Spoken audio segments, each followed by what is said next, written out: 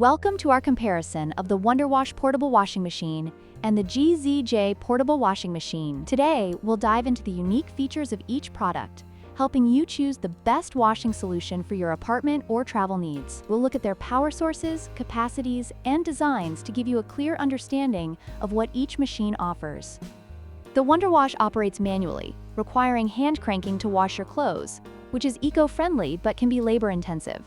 In contrast, the GZJ Portable Washing Machine is electric, offering a more convenient washing experience with just the push of a button. This makes it easier for those who prefer a hands-off approach to laundry.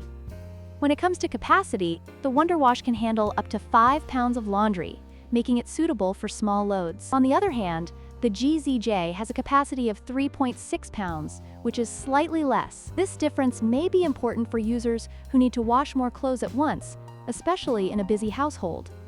The design of the WonderWash is charmingly retro, available in several color options, which adds a stylish touch to any laundry space. In contrast, the GZJ Portable Washing Machine boasts a modern, foldable design that is perfect for small spaces and travel, making it a practical choice for those on the go.